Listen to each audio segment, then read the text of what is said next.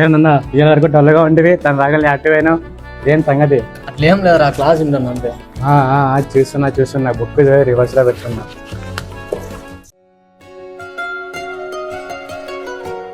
అవి ఇందాక సార్ చెప్పిన ఫార్ములా అర్థం కాలేదు, కొంచెం అర్థం కాలేదు చెప్తావా?